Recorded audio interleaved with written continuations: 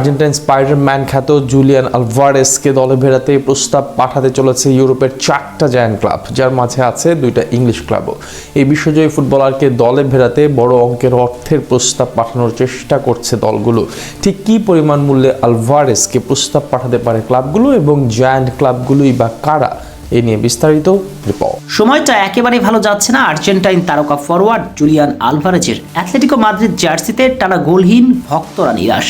চেনা রাজ্যে বড্ড অচেনা হয়ে পড়েছেন সাবেক ম্যান সিটি তারকা। ভক্তরা বলছেন স্পাইডারম্যানের খুব দ্রুতই ক্লাব বদল করা দরকার, তাহলেই নিজের চেনা রূপে ফিরবেন এই স্ট্রাইকার। ঠিক তখনই নতুন আলোচনা, দল বদলের বাজারে আগামী গ্রীষ্মেতে নতুন ঠিকানায় দেখা যাবে এই ফরওয়ার্ডকে। ইউরোপের বিভিন্ন গণমাধ্যমের সূত্র মতে অন্তত 4টি জায়ান্ট ক্লাব এই তারকাকে দলে ফেরানোর জন্য প্রস্তুতি শুরু করেছে। এই যেমন 4-4 বলছে English club Arsenal Atletico Madrid থেকে কাতার বিশ্বজয়ী ফুটবলারকে দলে ফেরাতে চায়। জানা গেছে আগামী গ্রীষ্মতে মিকেল আর্তেতা একজন নতুন ফরওয়ার্ড যোগ করার কথা ভাবছেন। ক্রীড়া পরিচালক আন্দ্রিয়া বার্টা ইতিমধ্যে পর্দার আড়ালে কাজ করছেন তার পরিকল্পনা বাস্তবায়নের জন্য। গানার্সদের দলে ভিক্টর গিওকেরেস, কাই হারভার্টস এবং গ্র্যাভিয়েল জেসুস রয়েছেন। যদিও গত মৌসুম ধরে এই ফরওয়ার্ড ভবিষ্যৎ নিয়ে ব্যাপক আলোচনা হচ্ছে, তাই তারা একটা সুদূর প্রসারী চিন্তা হাতে নিতে যাচ্ছে এবং অ্যাথলেটিকো মাদ্রিদ তারকা আলভারেজ তাদের প্রধান টার্গেট। ওইদিকে ফুটবল 365 এর দাবি এটাই, ওই ফুটবলারকে দলে ফেরাতে আর্সেনাল কাজ শুরু করেছে।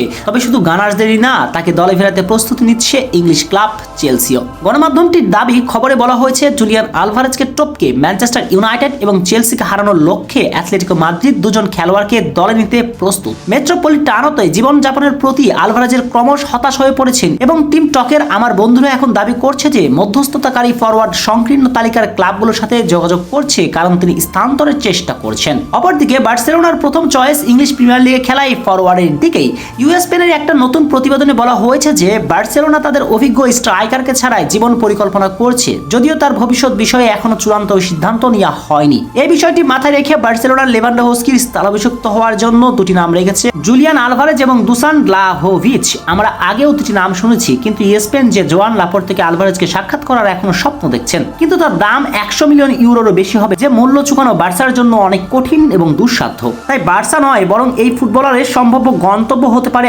আর্সেনাল এবং চেলসি।